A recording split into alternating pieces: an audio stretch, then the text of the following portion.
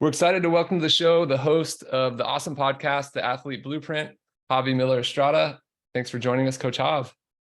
Thanks for joining.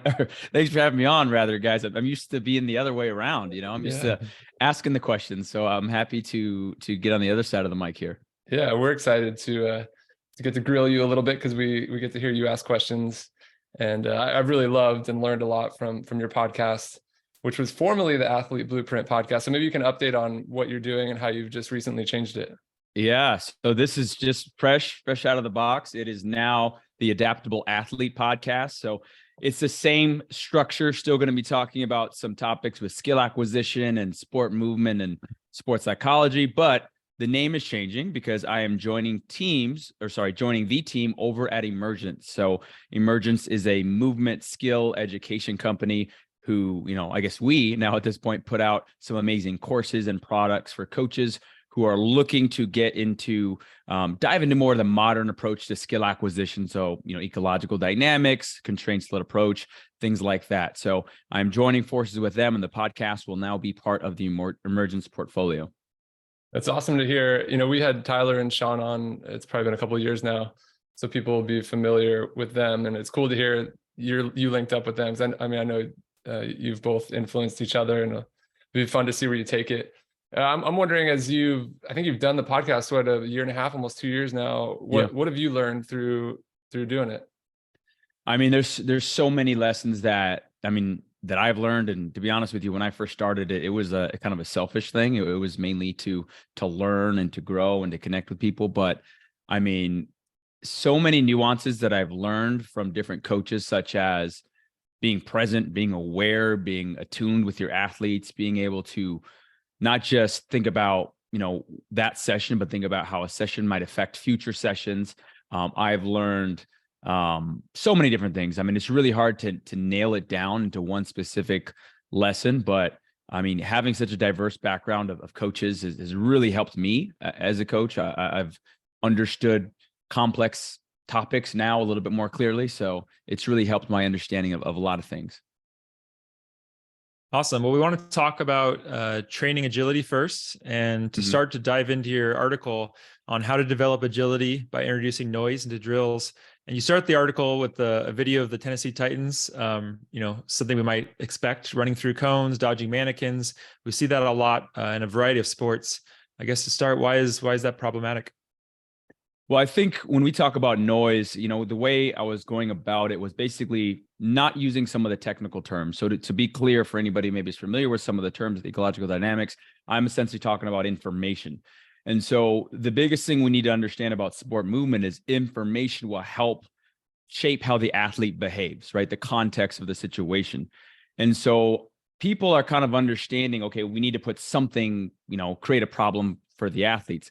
But then the issues that I find is that the problem or the information, the noise, if you will, is either non-existent, right? It's nothing. They're running on air, or it's not the right type of noise. It's not representative. It's not specific or relevant to the performance environment that the athletes will actually, be playing in. And so the problem is these drills get proliferated, right? They become the standard and go-to that you see. If Derrick Henry does it, then we'll see it on the other levels of football in this case. And then it becomes kind of commonplace. And then coaches just adopt these things without questioning. Does this actually work? Does this actually help my athletes become more skillful?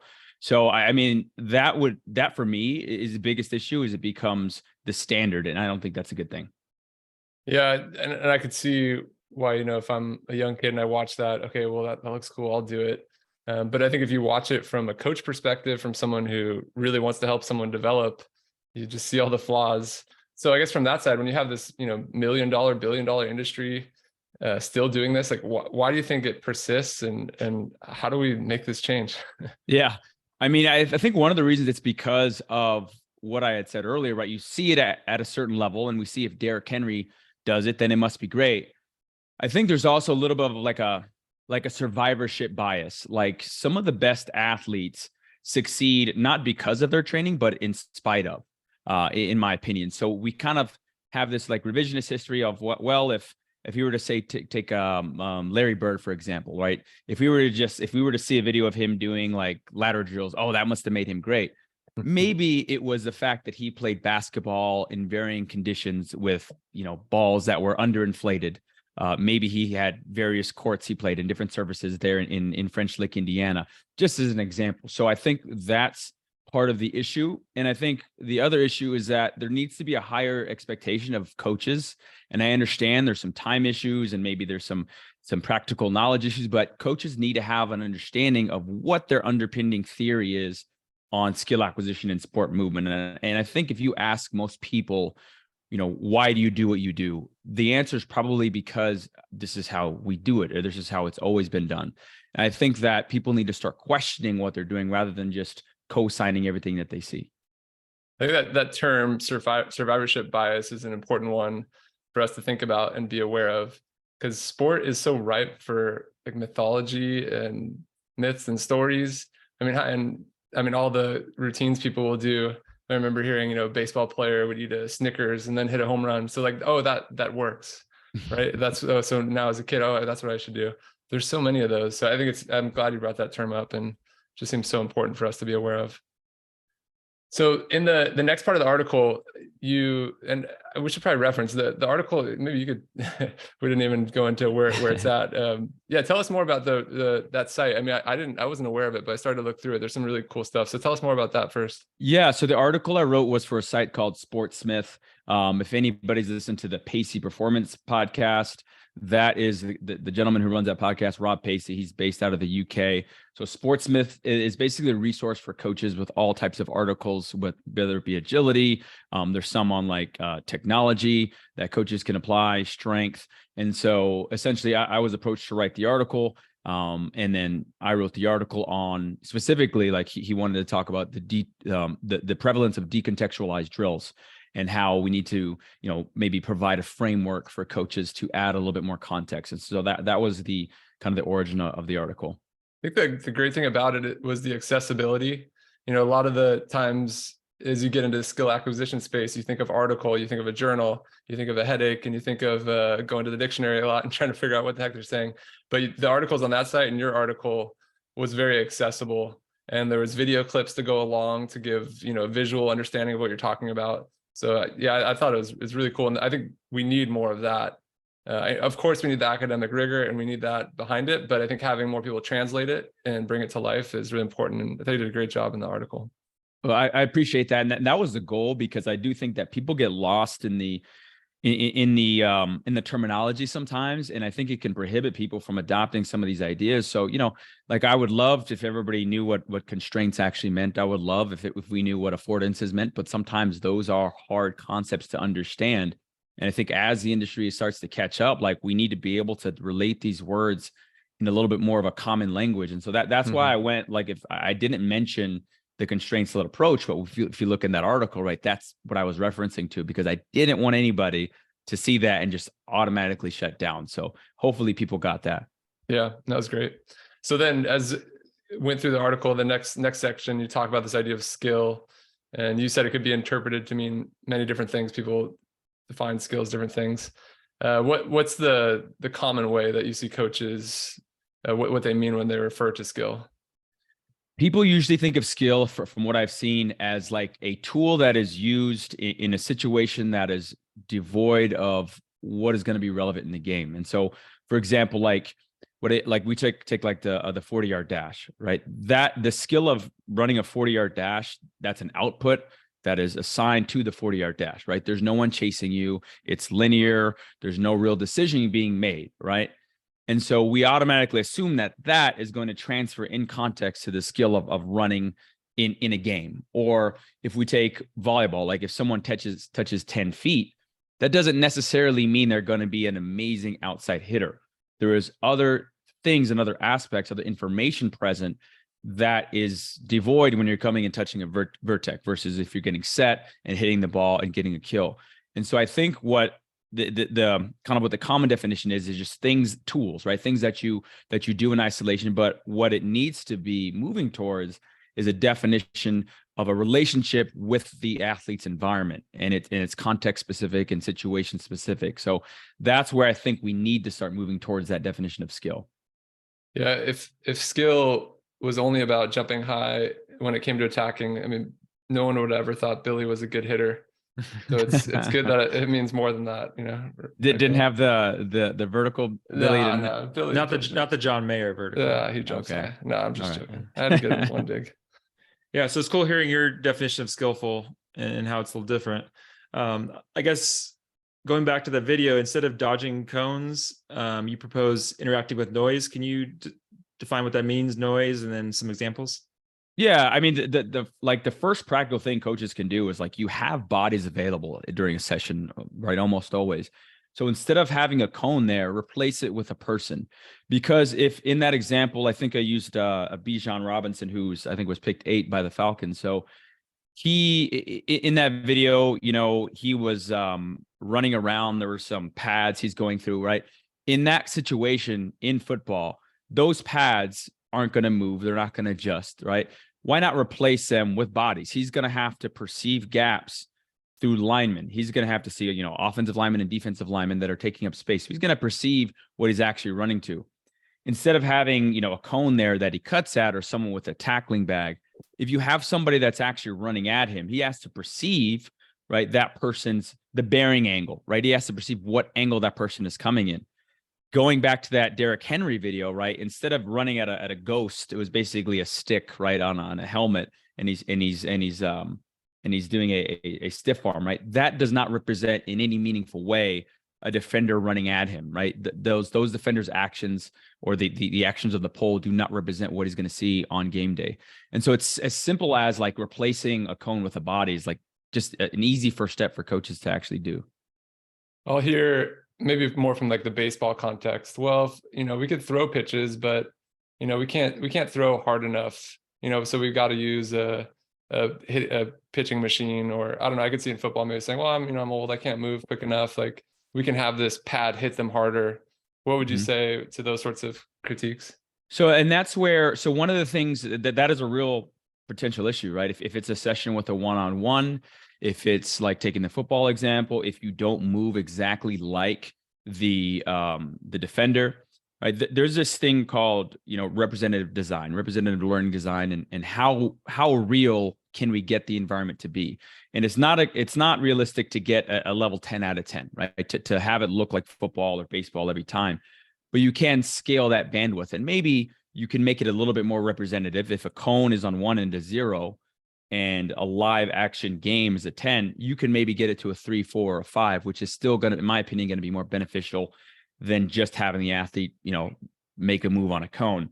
So as a coach, can you manipulate the constraints? Can you change it to where it is a little bit more representative for the athlete? Maybe instead, if I can't move as fast, maybe I tighten the space so the athlete has less room to maneuver in that situation, right? Mm-hmm. So then they have to make a quicker decision. Maybe I have them start with their back facing to me and I'm moving, so they have less time, right? So you can make it and manipulate constraints so it is a little bit more representative. So it gives that athlete that feel.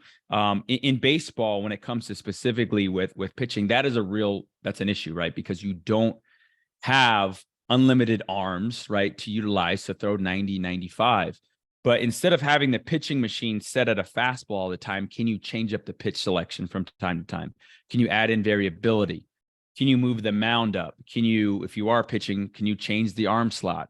So there's other ways that help the athlete adapt and solve the problem in front of them instead of rinse and repeat. And that's typically what coaches will do. They'll do, you know, repetition with repetition instead of the other way. That's great. So then I could see, as we're on the sporting field, okay, I could see how we can make these changes and maybe make it more representative. But it seems like in the weight room, you know, maybe lots of times we just got kettlebells and dumbbells and barbells, and, you know, I don't know, I guess how in that context can a strength coach provide something that's with a little more context? I think the first thing is really understanding the movements that your athletes do in their environment. So when we look at a sport like volleyball, you know, traditionally weight room stuff is similar positions, right? It's everything is perfectly and technically, you know, sound. And while that's important, say on like a squat, maybe you don't want to do let your knees just collapse in or knees go over the toes with a 400 pounds on your back.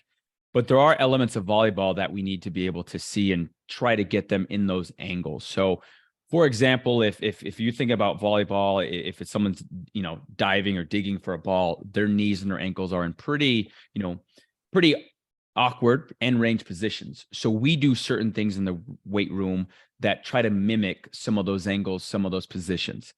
We also can tie in variability in the weight room. One of the things that we do, and this is an easy one for coaches to do, is we add variability and what we call ownership in the warm-up. So instead of having the athletes do your knee hugs and your, Frankensteins or whatever, like, can you add in some variability in that? Can you add in some ownership? Can you have them pair up with somebody, have them toss a ball, catch it in a different position every time because the throw is going to be different? In the weight room, maybe you start to utilize some of that stuff as well, where you're having them do different squats at different bases, different lunges at different bases, working at end range. So those are some ways that we add in some variability and some representativeness in the weight room with our setting. Awesome. And thinking about, I guess, that coach that's setting up all the cones and pads, I think they're drawn to it too because it looks so neat and organized. What advice do you have for coaches who, once they start adding noise, like it looks sloppy and the level goes down and stuff like that? That's a great point. I'm glad you brought that up because I think the paradigm has to shift because we equate practice performance with retention. We equate practice performance with learning. And I think one of the things that we have to deal with and understand is that learning is messy. Once we understand that it's nonlinear, like what you do perform in Tuesday's practice does not necessarily mean on Saturday that it will look perfect, right? There's enough research out there that we understand that learning is a little bit messy and that retention does not always happen on the day of training. I think once coaches understand that is part of that's kind of baked into the process, then you can become a little bit more confident with some of that messiness and understand that you are actually allowing your athletes to become more skillful and learn, hopefully, in the game context, because the game isn't going to be perfect, right? We're not going to have everything ideal in a game. So why not train in some of those conditions? So I think what you said is a very important thing for coaches to understand, but it's a difficult one, right? Because I think it eats a little bit at our self-confidence and self-worth, and there's parents watching, and that's where it does become difficult for coaches. Yeah, and you can see the trap on the other side where it gets difficult for coaches. I set up this activity with these cones and these mannequins, and it looks so good. And then I'll hear the coach, everything we worked on in practice, I didn't see it. I don't know what they're doing out there. Like, when it comes to performance time. So, what do you want to do? Do you want to look good in practice, or do you want to look good in performance? I think that's the question coaches got to keep it, thinking about.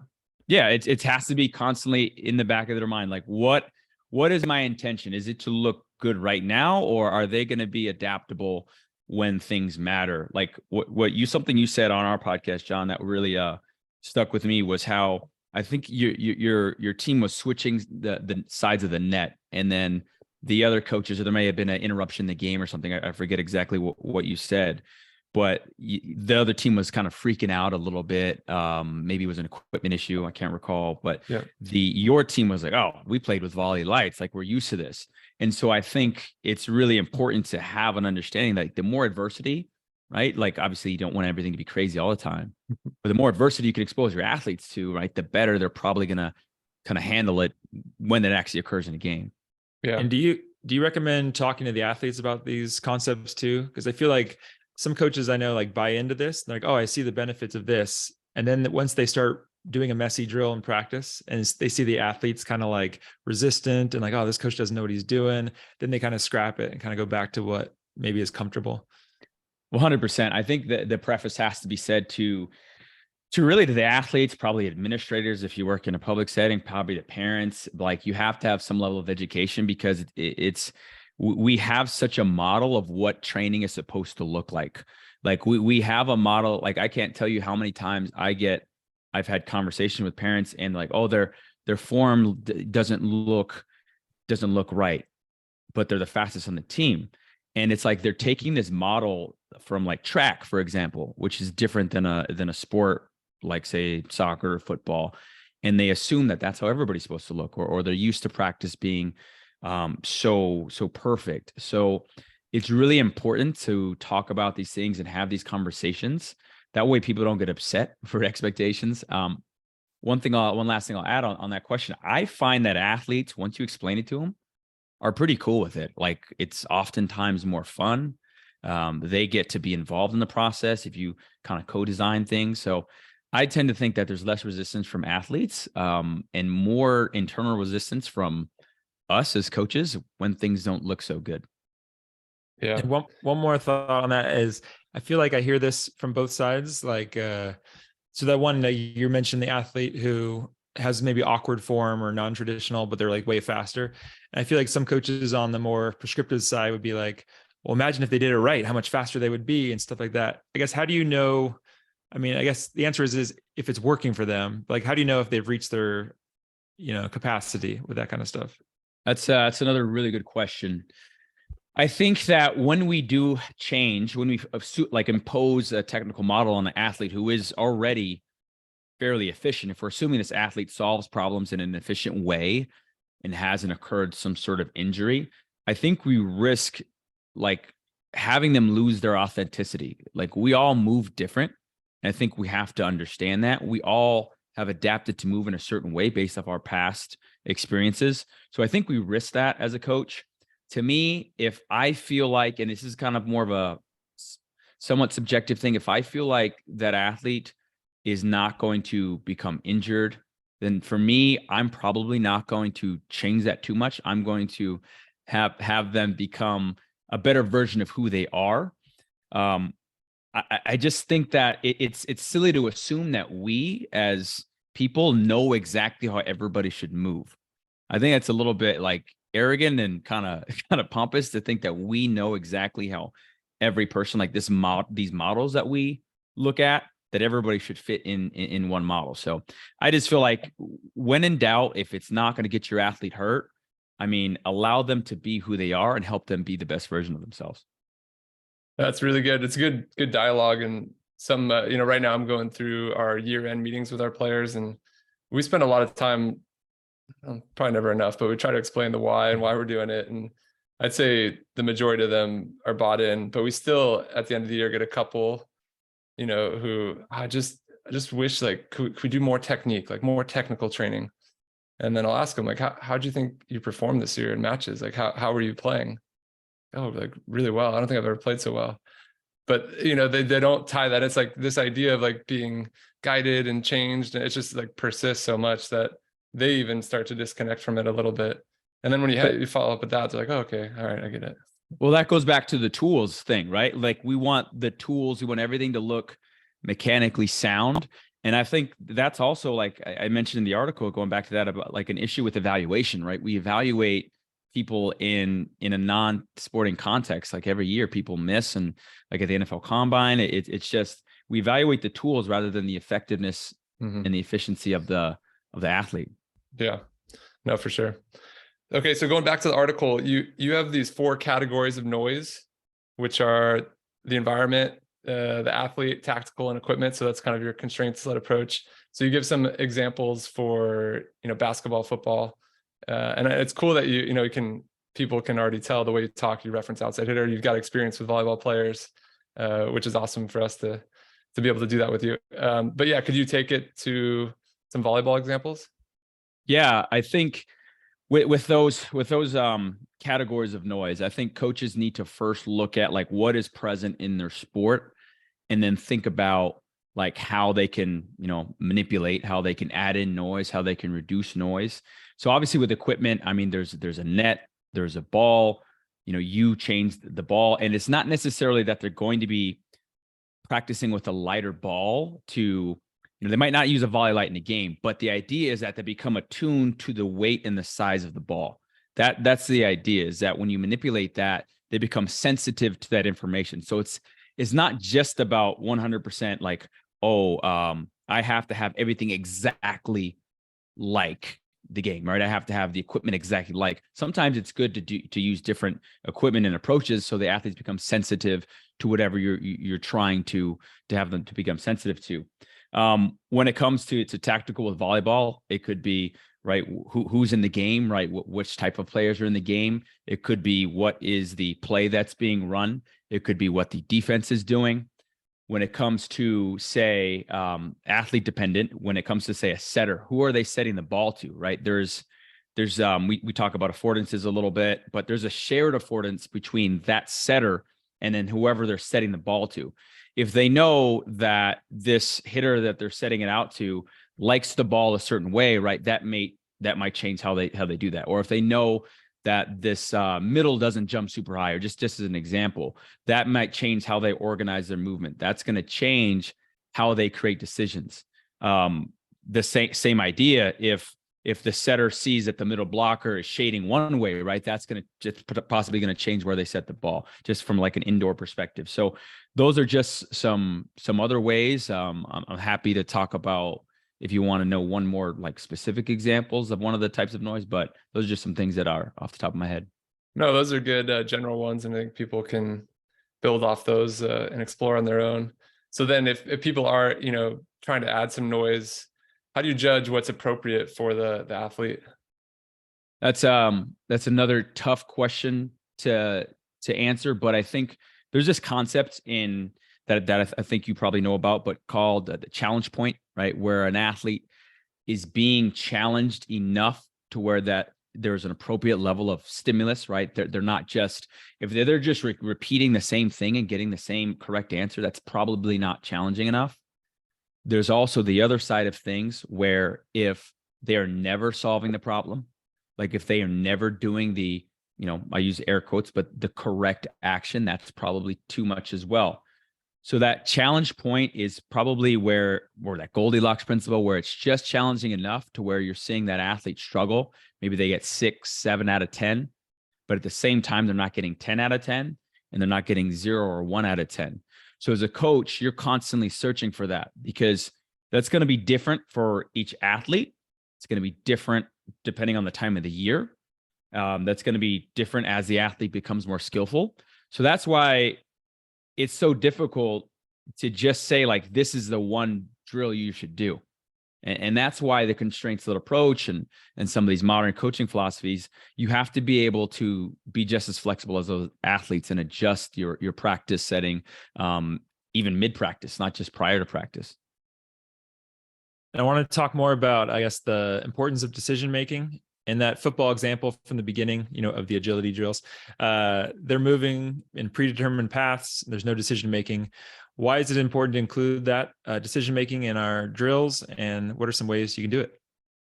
I mean, simply put, because they're going to be making, decisions in the game. And I think that's the easiest way to do it. If you know they're going to be making decisions in the game, then decision-making has to be paramount in your practice. I think the danger of predetermining things, and it's tough to kind of see, but I have seen it. I'll give a little example, but I've seen times, like I was at a GCU basketball game, which is Grand Canyon University out here in Phoenix. And there was a time when we were watching a basketball game and I saw this athlete and he did like a double crossover. So he crossed it over to his right hand, then crossed it over his right. There's the left, sorry.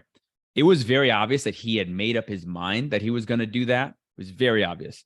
Because first of all, he lost the ball. He got the ball stripped from him, and the situation didn't call for it. And you'll see that sometimes you work with football teams where a kid is doing like a one-on-one release from the line, and you can tell they have this move, like I'm going to do this, and they do some move that they practice with their agility coach, and like the situation clearly didn't call for it.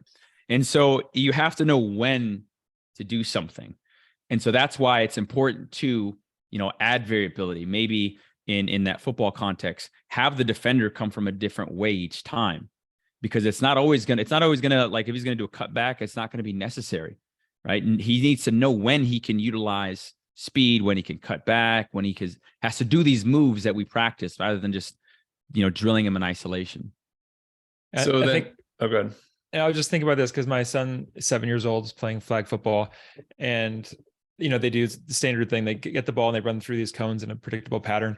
One benefit, other than just having some decision-making by making that a player, is you just don't have as many kids standing in line, playing tag or messing around. Like it puts them to use too. Which is cool. Yeah. It's like utilize your athletes. They're the best tool you have.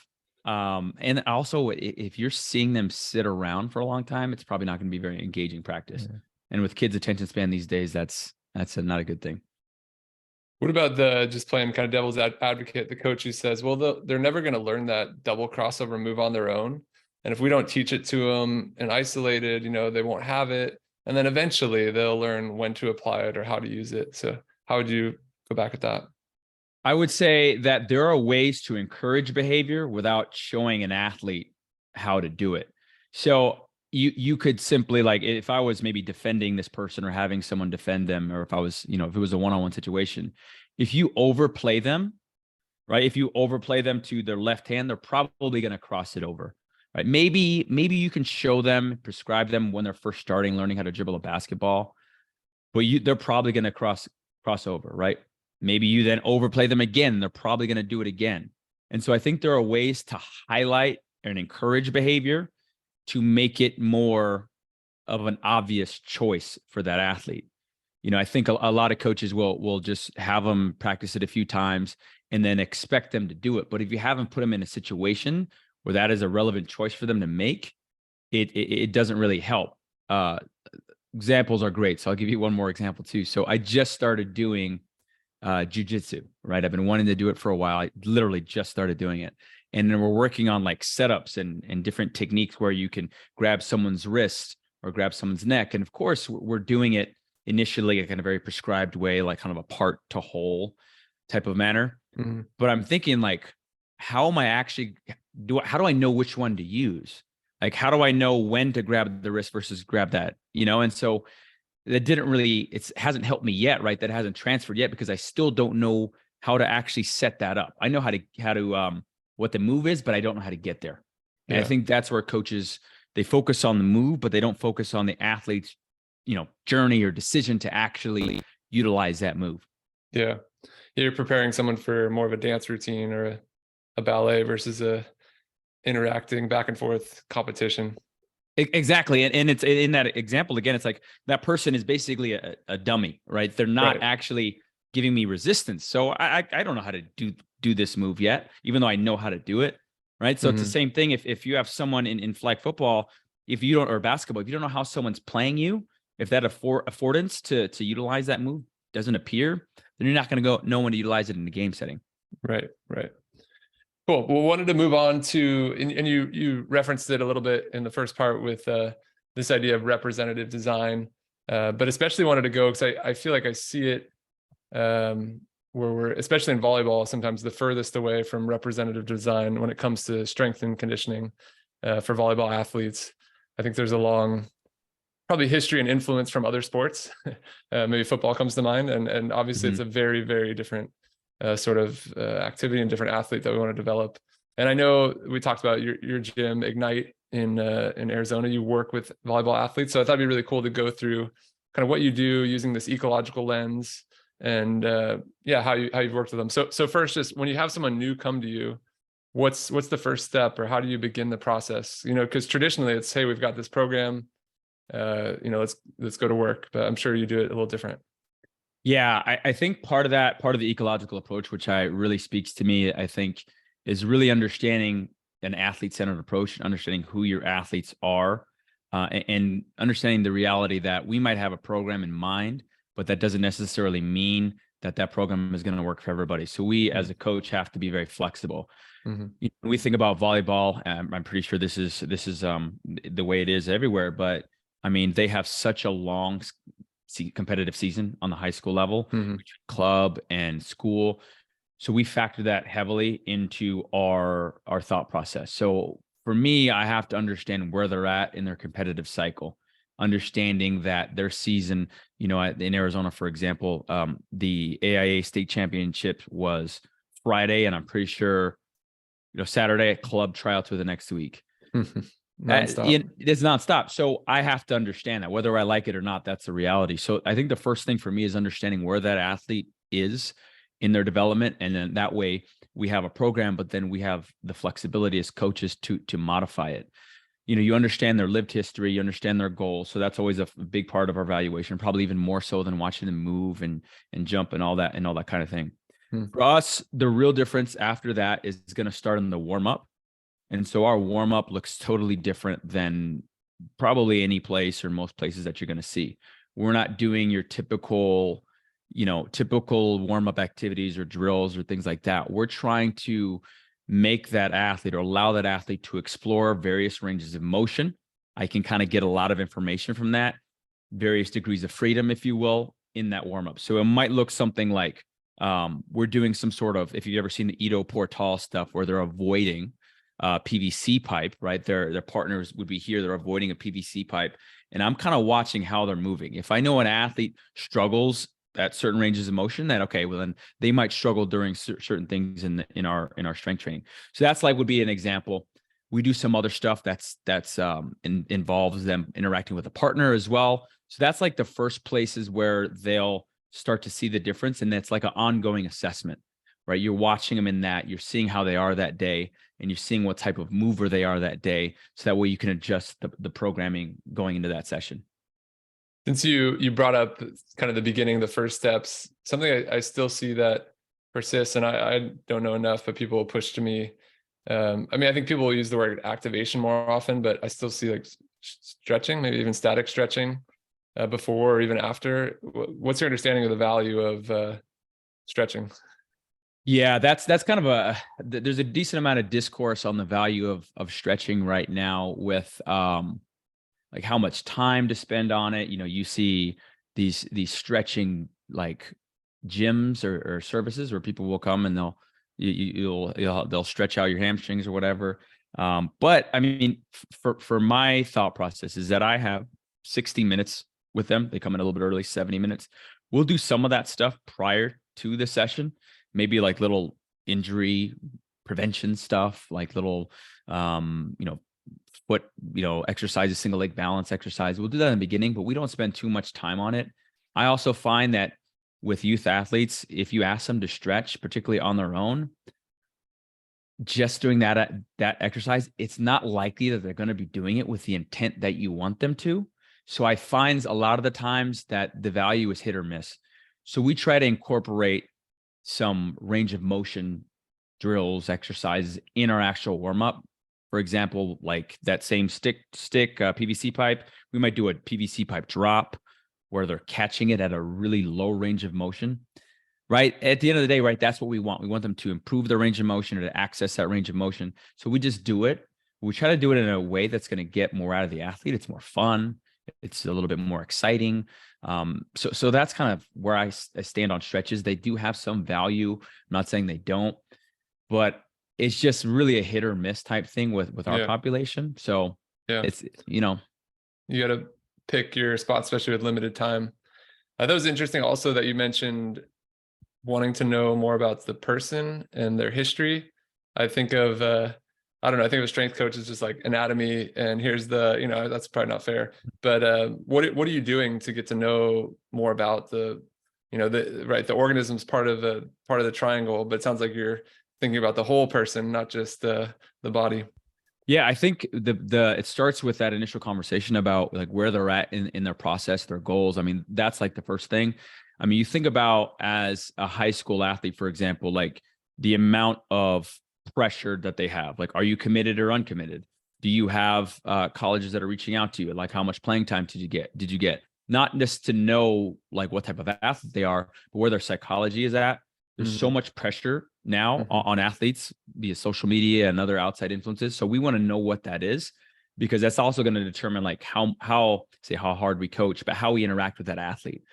You watch them as they come into the gym. If you see the athletes come into the gym and they're laughing, they're giggling, they're having a good time, they're probably in a good mood, right? I need to maybe understand that if I don't see that, maybe it's not going to be the best start for them. So I'm just picking up on cues there, how they're interacting with each other, how their posture is, what their language is like. And then we'll even give them the choice. We have, the program says we're doing a back squat.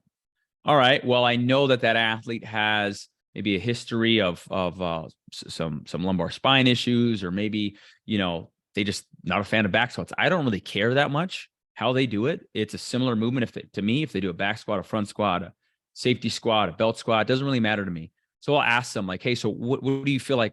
What are you thinking for today? You know what? I feel like I want a belt squat. I don't really care personally. So I'll give them a choice from time to time as well, so that they feel a little bit more involved in the process, and so that they can pick what's best for them. They know themselves better than I'll ever will, know them. That's great. Some co-design, making Carl Woods proud. So the buckets we've kind of boiled it down to with some of the strength coaches I've worked with, you could tell me if we're wrong, but kind of simplifying it, the most important skills in volleyball, we want to jump higher, we want to hit harder, and we want to move better. So if that seems on track, maybe if we could start with jump higher, what are some of the things you found, some of the exercises that help athletes not just jump higher, but like we talked about in the first part, that it transfers to me killing more balls? Yeah. I think that the tricky part about the jumping higher is the volume that they have in volleyball. Like that's the hardest part. And that's where I think coaches make a lot of mistakes, is they program a session and it's like, say it's a total of 50 jumps or something like that. And they just had practice yesterday. If they're an outside hitter or a middle, they're going to be jumping a lot more. Maybe that workout's okay for a libero or a setter. So we have to understand the volume. So that's a tricky part. I do think that the absolute best exercise you can probably do to improve your approach jump is probably to do an approach jump. And so I don't think there's any way to 100% get to that. But things that we've noticed, I'm a big fan of like a trap bar deadlift. I'm a big fan of doing various types of plyometrics from different angles. So for example, if we were doing like a depth drop, which is where you fall off of a box and stick the landing, we try to do it from various positions, right? Where they're not always landing in a perfect position. A, because they're not always going to land in the perfect position. And B, I want to have more variability within that program. There's some more research now about the benefits of variability and reducing markers for ACL injuries. They did the study in soccer players, which I can send to you if you want. And more variable training reduced markers for ACL injuries, which is a big thing, because for us, understanding the career of volleyball players, it's not just about what gains we're going to make and improve your jump. It's about, can we keep them healthier longer so that they gradually improve their jump. So, but we'll do a lot of the same stuff that people do, depth jumps. We'll do sometimes where like a high point, we try to get them to high point a ball. So if someone passes them the ball, they have to time their jump towards the ball, which I think, and catch it at its highest point or tap it at its highest point, which I think transfers probably a little bit better to hitting than just jumping randomly. That's great. What about another idea to help with the volume? Do you think doing stuff on a softer surface, changing the environment, the low-hanging fruit for us would be on sand, or does that still, I don't know, bring a lot of load and fatigue? We do that. We change I think most people misuse like boxes for box jumps. We don't really use them for like an ego post me on Instagram, Twitter boost. We use them to just decrease and dampen landing forces. Right. So that's where we use them a lot. I think changing surfaces is great. I think in general, just changing your exercises more often than you'd probably like is probably a good thing, considering that volleyball is so it's so year round, and that a lot of kids now have been playing only one sport since like 9-10 years old. So I think the more that you can do that, the better. So we do utilize, varying surfaces for sure. Sorry, one more on that. Then I also think of strength training. It's like we got a 6-week program. Are you, you talked about the value of variability and the adaptability and helping with ACL. Are you changing the week to week, or how often are you changing programs, or is that just variability within the exercises in the program? We'll do it a lot within the exercise within the program. Like one of the things we do right now is it's like an ownership goblet squat. So they'll hold the goblet or hold the weight, and they have 12 reps, but they're encouraged almost in like a differential learning approach to a different squat base every time. And that here's what you might be able to do. Here's what you could do, but we're not going to tell you exactly how to do it. So we do it a lot within the session. We'll do it like for example, we're doing depth jumps right now. We'll just encourage them, say, hey, this set, I want you to land in a different spot every time, would be some of the ways we do it. We do it again. We get that in their warm up. We do a lot of like partner med ball exercises. So if they toss a ball to a partner, they might, catch it in a lunge position, there's going to be natural inherent variability in that. So we try to do it as much as we can. It is, I'd love to we do every like 3 to 4 weeks typically is what we do from a program design standpoint, but we'll change the reps, the sets, the intent. 1 week, for example, for squats might be a 3-second eccentric. Next week might be 5-second eccentric. So we vary it up quite a bit. And then what about helping volleyball players hit harder? Any thoughts on that? Yeah, that's easy one. Come on. That's an easy one. So I've thought about this quite a bit because it's such a unique action. If you look at other rotational sports, their feet are on the ground, they're ground-based movements. So not being connected to the ground when you're up in the air changes it quite a bit. The mechanics of the swing, and you guys feel free to, jump in and correct me if I'm wrong, but from working with baseball players, lacrosse players, like it tends to be a little bit more of an extension base where they're extending their spine a little bit more. So that's one thing. The first thing I look at is when an athlete comes in, we'll assess their T-spine to see, how are they moving? Like if they have a really stiff and rigid spine, they're probably not going to get the adequate range of motion to probably be a great hitter. That's one of the ways I look at it. The other thing that I think and this goes back to the problem of over constraining your athletes. I'll see hitters and you can tell that they've been taught to do a certain way and they're very stiff. So the arm and the thoracic spine kind of travels at the same rate. When we actually want it to be more of like a whip and get what baseball players would call like a layback, where we are extending that arm, you're externally rotating the shoulder. And so for us, we want to look at that to see if they even have that. We've messed around with some different throws. We'll try to do it with them because, in baseball, there's throwing programs like Driveline is the best known throwing program. So we do have weighted balls. I have used that before. Mm-hmm. I try to put them in positions where maybe their legs are not part of the equation. So if they are throwing, it's maybe from a tall kneeling position. So both knees on the ground, different arm slots, have them change it up. That has been some of the ways that we've tried. Obviously, just having them get stronger and building up physical capacities is a help. But I think it's just a really interesting kind of equation. The other thing that's interesting to me is the ball's being set, so there's contact. Baseball, you're letting go of something. Lacrosse, you're letting go of something. So it's really unlike any other rotational sport that I can think of. But those are some of the ways that we've approached it, and with some pretty good results, I think. So it's tough to say entirely, though. Yeah, that seems like the benefit of something like the Driveline, plyo ball stuff is the ball is in their hand. So something heavier or something lighter is probably maybe changing some of your movement or influencing something different where, if we use a heavier ball or lighter ball, we barely touch it. Maybe just because you're about to hit something heavier, maybe it changes it. But yeah, that seems like the challenge to figure out. And then of course, like you said, in the air. But I thought it was a really good idea what you said with some of the throwing programs to try to remove some of the lower body. So yeah, you got me thinking. Yeah, it's tricky because like again, it's such a unique movement. And I think going back to what we do from a weight room standpoint, I think a lot of it too, like if the best way to learn to hit harder is to hit, like what can we do to prevent them from overtraining? What can we do to prevent them from, because the other thing, if you look at back to practice design, you can learn how to hit, but if you go into high school, if you're a female volleyball player and you touch 10 feet, and you're just used to hitting over people, what happens in college when that solution is no longer available to you, where you can't just jump over everybody because the middle blockers are 6'3"?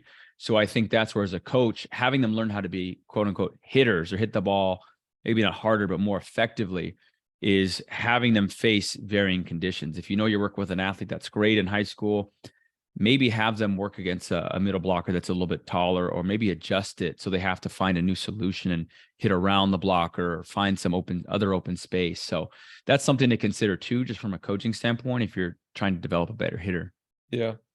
I feel like the other big challenge, just staying on this topic, is baseball. It's a controlled space and they measure everything. You're getting this mile per hour and spin rate, all that stuff, but just miles per hour. And so it creates this culture of, I want to throw a little faster. And I'm Mhm. getting direct feedback if I am or I'm not. And then you can even, with a live hitter, you can get the mile per hour feedback. Where for volleyball, I've been trying to figure out how to do it more, but the set could be so variable to different locations if you're trying to make it game like. It's hard to set up some sort of, and we probably don't have the funds that baseball has. But it seems like if we had more often, like after every swing, some sort of feedback, like, oh, that was 45 miles per hour, that would create this culture of, I want to figure out how to hit it harder. Yeah, no, that's a great point. I think feedback is very useful. That's how we use like a jump mat a lot for plyometrics, because it just, you jump 24 inches that rep, you jump 23 inches the next, just basically kind of coax a little bit more output out of them. Yeah, so something we want to get on. Okay, so the last one we had was moving better, and I'm more in the beach world, and there's more court to cover, more area to move, but I think indoors too.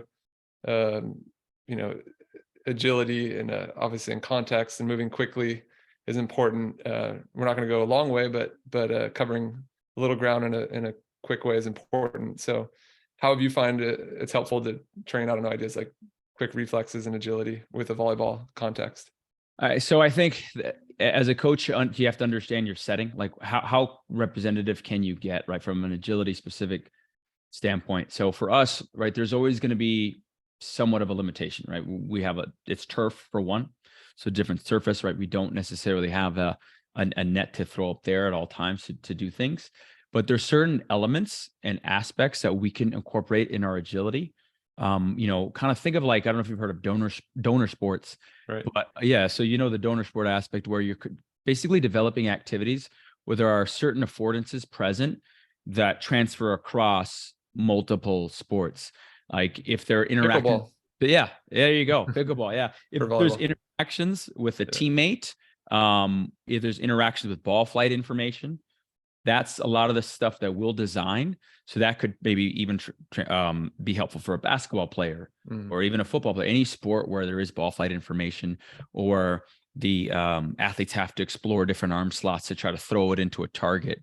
So we do a lot of things like that, to try to allow them to, hopefully actualize on different affordances that they might see during a game, or at the very least, it expands their toolbox. It expands their ability to become more adaptable. So that's one of the big ways that we, address agility in our setting.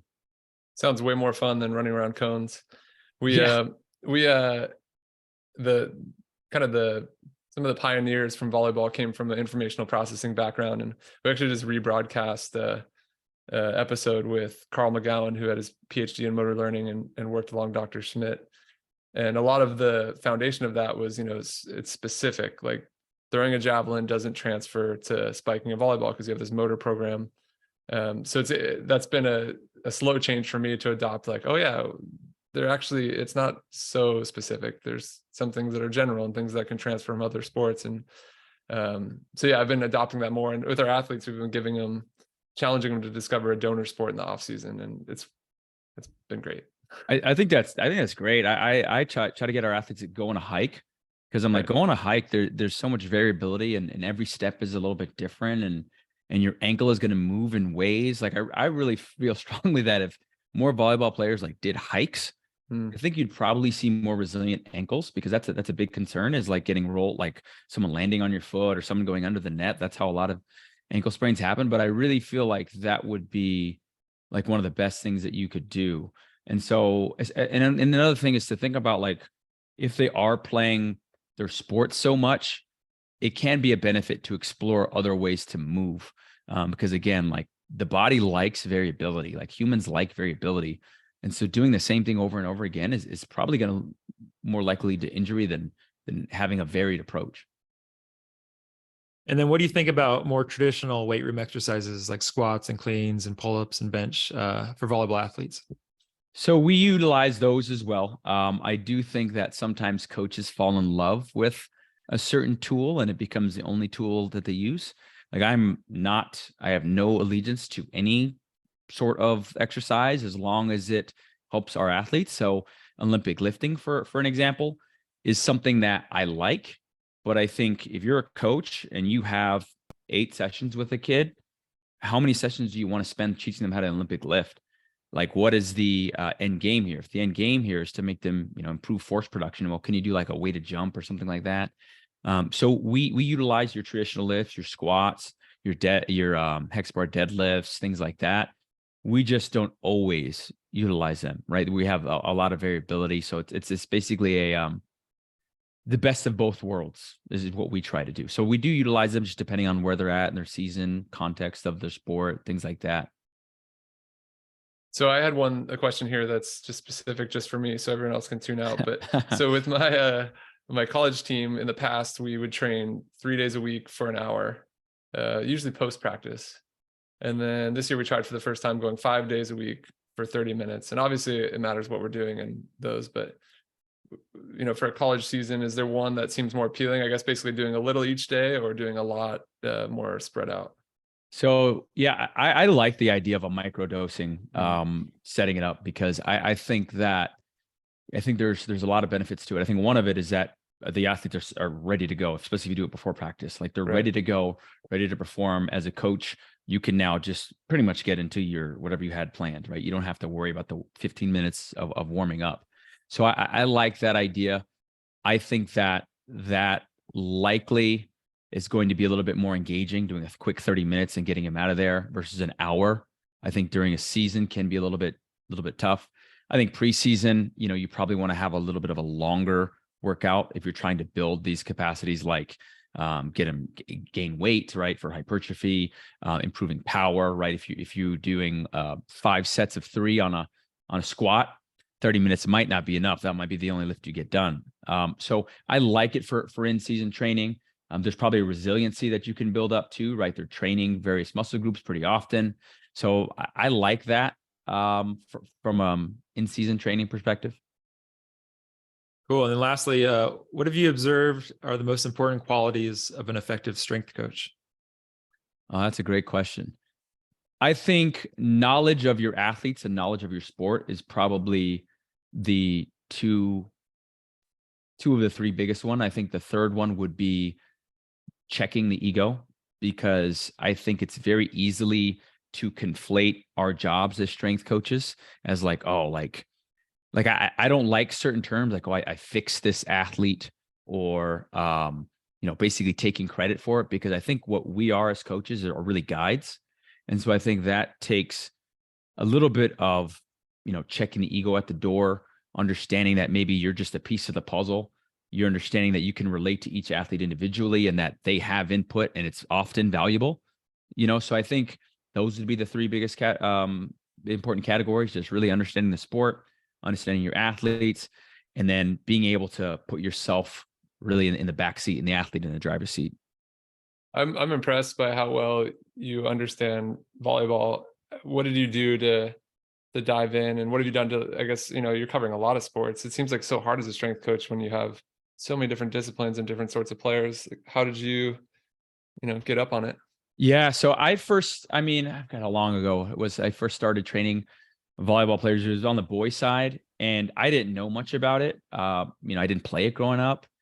So the first thing is I would go watch practices. I'd watch games.